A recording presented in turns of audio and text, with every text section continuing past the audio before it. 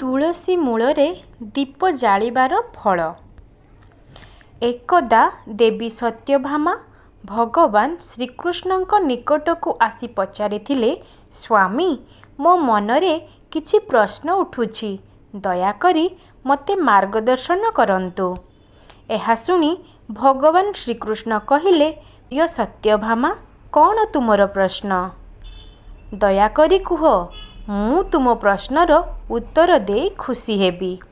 ତାପରେ ସତ୍ୟଭାମା କୁହନ୍ତି, ସ୍ୱାମୀ, ପ୍ରତିଦିନ ସନ୍ଧ୍ୟାରେ ତୁଳସୀ ନିକଟରେ ଦୀପ କାହିଁକି ଜଳାଯାଏ? ତୁଳସୀ ନିକଟରେ ଦୀପ ଜାଳିବାର ମହତ୍ତ୍ୱ କ'ଣ ଏବଂ ଏଥିରୁ ବ୍ୟକ୍ତିକୁ କେଉଁ ଫଳ ମିଳେ?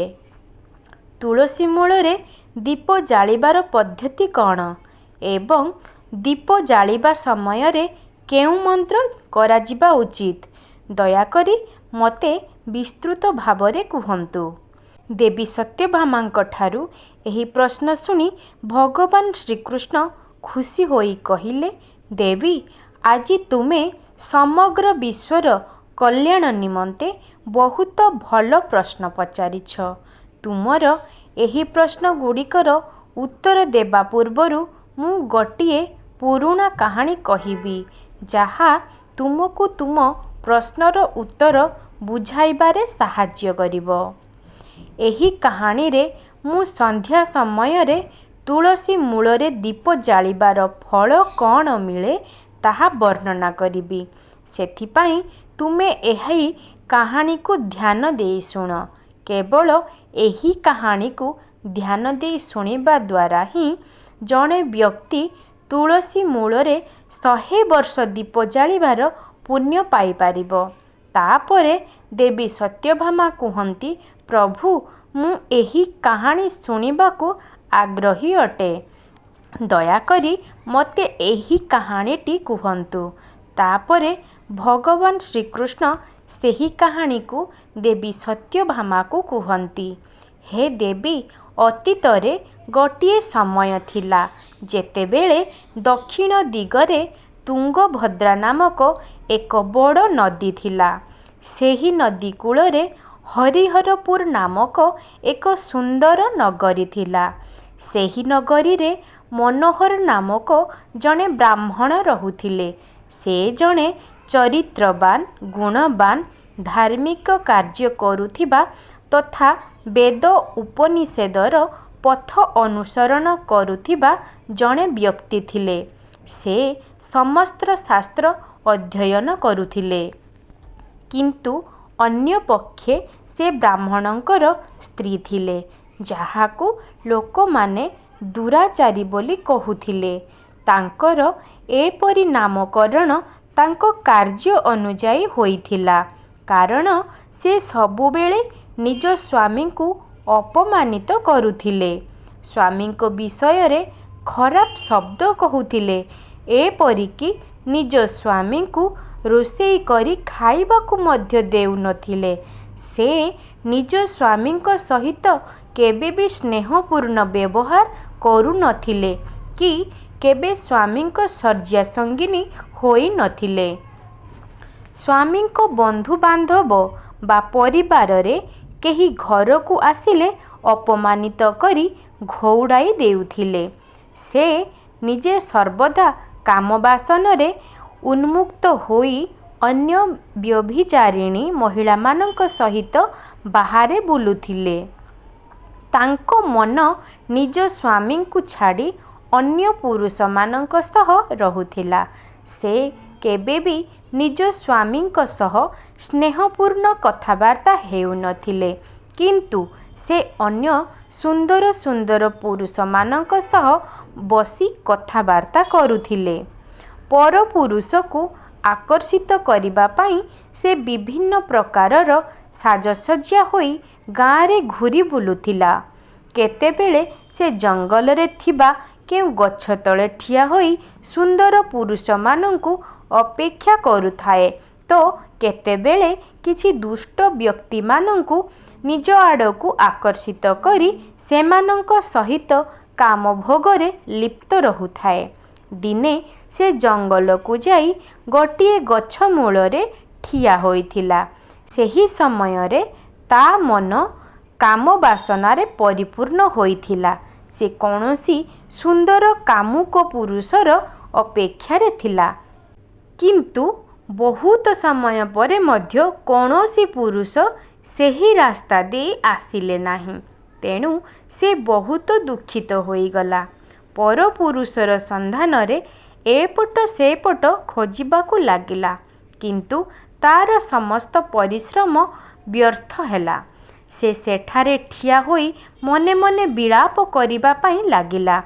ହାୟ, ଆଜି କୌଣସି ସୁନ୍ଦର ପୁରୁଷ ମୋ କବଳକୁ ଆସିଲେ ନାହିଁ। ବର୍ତ୍ତମାନ ମୁଁ ମୋ ଉତ୍ତେଜନାକୁ କିପରି ଶାନ୍ତି କରିବି? ମୁଁ ଏହି ରାତି କିପରି ବିତେଇବି? ସେ ଏପରି ଜୋରରେ ପ୍ରଳାପ କରିବାକୁ ଲାଗିଲା। ସେହି ଜଙ୍ଗଲରେ ଗୋଟିଏ ଭୟଙ୍କର ବାଘ ରହୁଥିଲା। ସେହି ପାପୀ ମହିଳାର ସ୍ୱର ଶୁଣି ବାଘ ନିଦରୁ ଉଠିଗଲା ଏବଂ ତାକୁ ଖାଇବା ପାଇଁ ତା ଆଡ଼କୁ ଲମ୍ଫ ଦେଲା। ଏପରି ଭୟଙ୍କର ବାଘଟି ଦେଖି ବ୍ରାହ୍ମଣୀ ଜଣକ ଭୟରେ ଥରିବାକୁ ଲାଗିଲା ଏବଂ ସେ କିଛି ଭାବିବା ପୂର୍ବରୁ ବାଘଟି ନିଜ ପଞ୍ଝାରେ ତା ଉପରକୁ ଆଘାତ କଲା ଓ ସେ କଚାଡ଼ି ହୋଇ ଭୂମିରେ ପଡ଼ିଗଲା। ତଳେ ପଡ଼ିଯିବା ମାତ୍ରେ ବ୍ରାହ୍ମଣୀ ଚିତ୍କାର କରି କହିଲା, ଆରେ ଦୁଷ୍ଟ ବାଘ, କ'ଣ ପାଇଁ ତୁ ଏଠାକୁ ଆସିଛୁ? କ'ଣ ପାଇଁ ତୁ ମୋତେ ହତ୍ୟା କରୁଛୁ? ମୁଁ ମୋ ପ୍ରିୟଙ୍କୁ ଏଠାରେ ଖୋଜୁଥିଲି। ତୁ ମୋତେ ଛାଡ଼ିଦେ। ମୋତେ ଖାଇ ତୁ କ'ଣ ପାଇବୁ? ବ୍ରାହ୍ମଣୀର ଏହି କଥା ଶୁଣି ସେହି ବାଘଟି କିଛି ସମୟ ପାଇଁ ଚୁପ୍ ହୋଇଗଲା ଏବଂ ହସିବାକୁ ଲାଗିଲା ଓ ଟିକେ ସମୟ ପରେ କହିଲା, ହେ ପାପିନୀ ସ୍ତ୍ରୀ, ଆଜି ସୃଷ୍ଟିକର୍ତ୍ତା ତୁମକୁ ମୋ ଖାଦ୍ୟ ଭାବରେ ନିଯୁକ୍ତି କରିଛନ୍ତି। ମୋର କାମ ହେଉଛି ତୁମ ପରି ପାପିନୀମାନଙ୍କୁ ଖାଇବା। ତେବେ ଯାଇ ମୁଁ ଏହି ପାପ ଶରୀରରୁ ମୁକ୍ତ ପାଇବି। ବାଘଟିର ଏପରି କଥା ଶୁଣି ବ୍ରାହ୍ମଣୀ ଆଶ୍ଚର୍ଯ୍ୟ ହେଲା ଓ କହିଲା, ପ୍ରକୃତରେ ତୁମେ କିଏ? ମୋତେ ସତ କୁହ, ତୁମେ କାହିଁକି ଏହି ଶରୀରରେ ଜନ୍ମ ନେଲ ଏବଂ ତୁମେ ମୋ ପରି ପାପୀମାନଙ୍କୁ କାହିଁକି ଖାଉଛ? ପ୍ରଥମେ ମୋତେ ସବୁ କିଛି କୁହ ଏବଂ ତାପରେ ମୋତେ ଖାଇବ। ତାପରେ ସେ କହିବାକୁ ଲାଗିଲା, ହେ ପାପିନୀ ସ୍ତ୍ରୀ, ମୋତେ ମୋର ପୂର୍ବଜନ୍ମର କାହାଣୀ କହିବାକୁ ଦିଅ ଯେ ମୋତେ କାହିଁକି ବାଘ ହେବାକୁ ପଡ଼ିଲା। ପୂର୍ବ ଦିଗରେ ଦକ୍ଷିଣ ଦେଶରେ ନଦୀ କୂଳରେ ଗୋଟିଏ ସୁନ୍ଦର ସହର ଥିଲା। ମୁଁ ସେହି ସହରରେ ରହୁଥିଲି।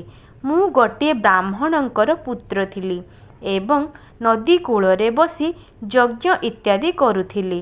ସେହି ଜନ୍ମରେ ମୁଁ ଅନେକ ପାପୀମାନଙ୍କ ପାଇଁ ଯଜ୍ଞର ଆୟୋଜନ କରୁଥିଲି। ପାପୀମାନଙ୍କ ଘରୁ ଖାଦ୍ୟ ଖାଉଥିଲି।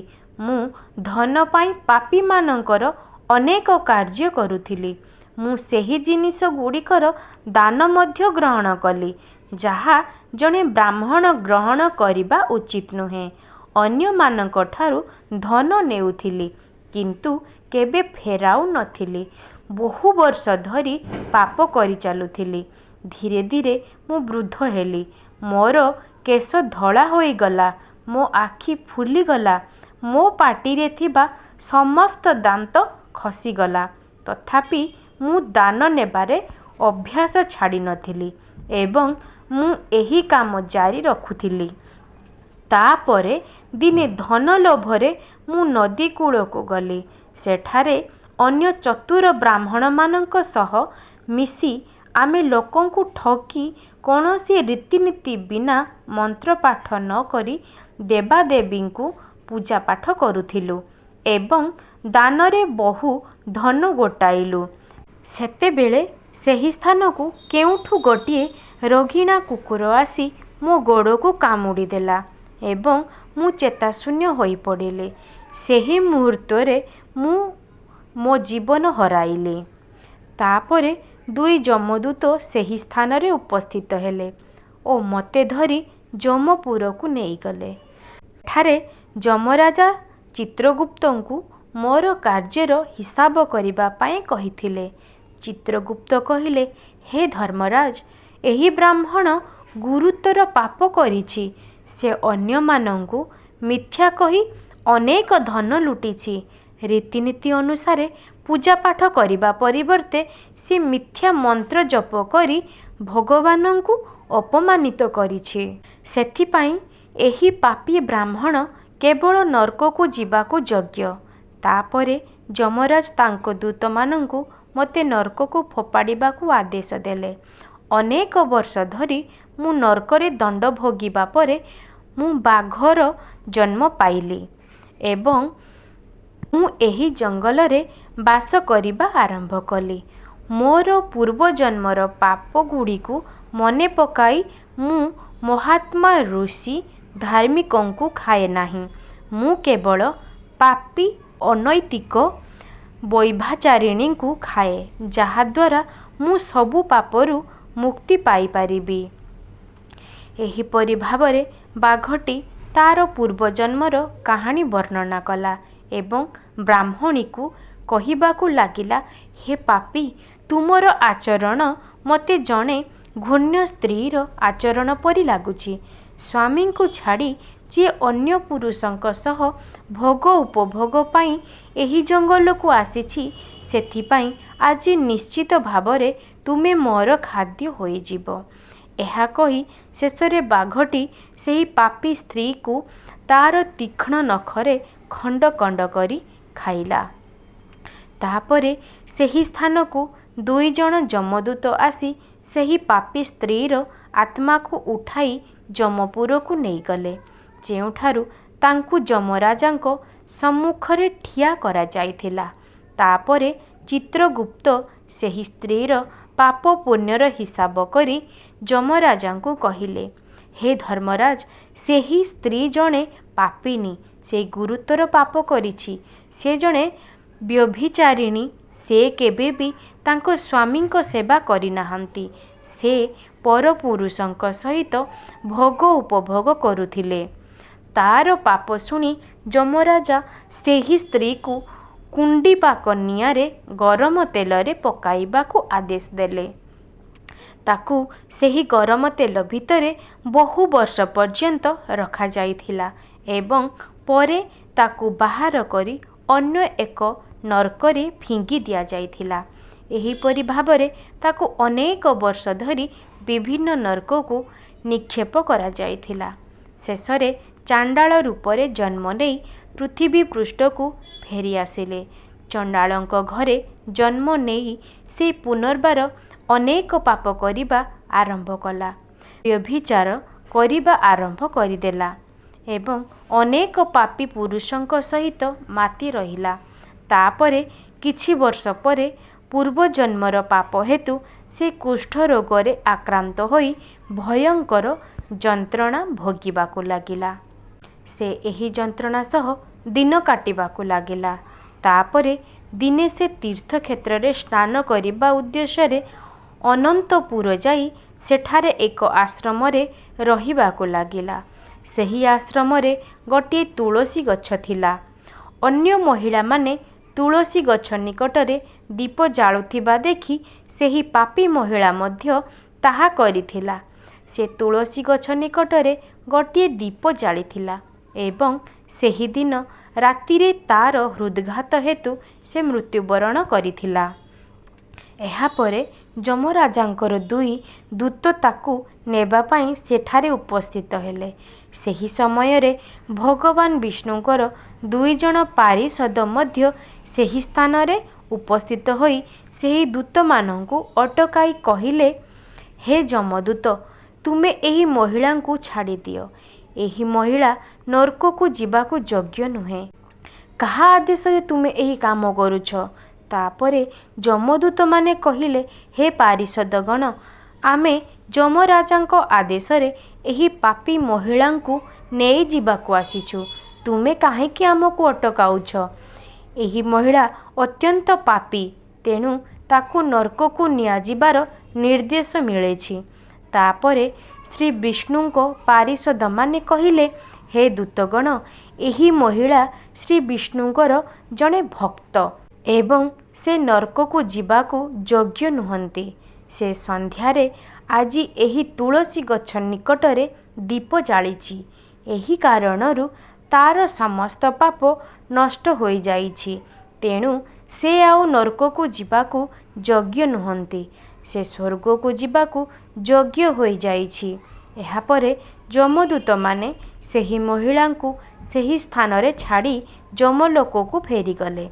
ସେଠାକୁ ଯିବା ପରେ ସେ ସମ୍ପୂର୍ଣ୍ଣ କାହାଣୀ ଯମରାଜାଙ୍କୁ ବର୍ଣ୍ଣନା କରିଥିଲେ। ସେପଟେ ଭଗବାନ ବିଷ୍ଣୁଙ୍କ ପାରିଷଦମାନେ ସେହି ଚଣ୍ଡାଳ ମହିଳାଙ୍କୁ ବିମାନରେ ବସାଇ ସ୍ୱର୍ଗକୁ ନେଇଗଲେ। କାହାଣୀଟିକୁ ଶେଷ କରି ଭଗବାନ ଶ୍ରୀକୃଷ୍ଣ ସତ୍ୟଭାମାଙ୍କୁ କହିଲେ, ଦେବୀ, କେବଳ ତୁଳସୀ ନିକଟରେ ଦୀପ ଜାଳିବା ଦ୍ୱାରା ଜଣେ ବ୍ୟକ୍ତିଙ୍କ ସମସ୍ତ ପାପ ନଷ୍ଟ ହୋଇଯାଏ। ଯେଉଁ ମହିଳା ପ୍ରତିଦିନ ସନ୍ଧ୍ୟାରେ ତୁଳସୀ ନିକଟରେ ଦୀପ ଜାଳେ ସେ ଭାଗ୍ୟବତୀ ହୁଏ। ତାର ପୂର୍ବଜନ୍ମର ସମସ୍ତ ପାପ ନଷ୍ଟ ହୋଇଯାଏ ଏବଂ ସେ ସୁଖ ଓ ସମୃଦ୍ଧି ଲାଭ କରେ। ପ୍ରତିଦିନ ତୁଳସୀ ନିକଟରେ ଦୀପ ଜାଳିବା ବେଳେ ଏହି ମନ୍ତ୍ର ଉଚ୍ଚାରଣ କରିବା ଉଚିତ। ତୁଳସୀ ଦେବୀ ଚ ବିଦମହେ ବିଷ୍ଣୁପ୍ରିୟାଇ ଚ ଧୂମହି ତନ୍ମ ବୃନ୍ଦା ପ୍ରଚୋଦୟାତ୍। ଶ୍ରୀକୃଷ୍ଣ କହିଛନ୍ତି ଯେ ହଜାର ହଜାର ଅମୃତମଣିରେ ସ୍ନାନ କରାଇବା ପରେ ଗୋଟିଏ ତୁଳସୀ ପତ୍ର ଚଢ଼ାଇଲେ ସେତିକି ସନ୍ତୁଷ୍ଟ ହୁଅନ୍ତି। 10,000 ଗାଈ ଦାନ କରି ଜଣେ ବ୍ୟକ୍ତି ଯେତିକି ଫଳ ପାଇଥାଏ, ଗୋଟିଏ ତୁଳସୀ ପତ୍ର ଦାନ କରି ଜଣେ ସେତିକି ଫଳ ପାଇଥାଏ। ମୃତ୍ୟୁ ସମୟରେ ନିଜ ପାଟିରେ ତୁଳସୀ ପତ୍ରର ପାଣି ପିଇଥିବା ବ୍ୟକ୍ତି ସମସ୍ତ ପାପରୁ ମୁକ୍ତ ହେବା ପରେ ଶ୍ରୀକୃଷ୍ଣଙ୍କ ବୈକୁଣ୍ଠକୁ ଯାଏ। ଦର୍ଶକ ବନ୍ଧୁ, ସନାତନ ହିନ୍ଦୁ ଧର୍ମରେ ତୁଳସୀ ଗଛର ସର୍ବାଧିକ ଗୁରୁତ୍ୱ ରହିଛି। ଏହାକୁ ପ୍ରଥମେ ଭଗବାନ ବିଷ୍ଣୁ ପୂଜା କରିଥିଲେ। ଶ୍ରୀହରି କହିଛନ୍ତି ଯେ ଯେପରି ଦେବୀ ଲକ୍ଷ୍ମୀଙ୍କ ପାଇଁ ବୈକୁଣ୍ଠପୁରକୁ ଐଶ୍ୱର୍ଯ୍ୟ ପ୍ରାପ୍ତ ହୋଇଛି, ଠିକ୍ ସେହିପରି ତୁଳସୀ କାରଣରୁ ବୈକୁଣ୍ଠପୁରରେ ପବିତ୍ରତା ବଜାୟ ରହିଛି। ପୃଥିବୀ ପୃଷ୍ଠରେ ଯେଉଁଠାରେ ତୁଳସୀ ଗଛ ରହିଛି ସେଠାରେ କୌଣସି ମନ୍ଦ ଶକ୍ତି ରହିପାରିବ ନାହିଁ। ଏହିପରି ସ୍ଥାନ ସବୁଠାରୁ ପବିତ୍ର ସ୍ଥାନ ହୋଇଥାଏ। ସେଥିପାଇଁ ଆମ ଘରେ ତୁଳସୀ ଗଛ ଲଗାଇବା ଉଚିତ। ଜୟ ମା ବୃନ୍ଦାବତୀ। ଦର୍ଶକ ବନ୍ଧୁ, ଯଦି ମୋର ଏହି ଭିଡ଼ିଓଟି ଆପଣମାନଙ୍କୁ ଭଲ ଲାଗିଥାଏ, ଲାଇକ୍, ସେୟାର, ସବସ୍କ୍ରାଇବ୍ କରିବାକୁ ଜମାରୁ ଭୁଲିବେନି। ପୁଣି ଦେଖାହେବ ଏକ ନୂତନ ଭିଡ଼ିଓ ମାଧ୍ୟମରେ। ସେ ପର୍ଯ୍ୟନ୍ତ ବିଦାୟ ଦିଅନ୍ତୁ। ନମସ୍କାର।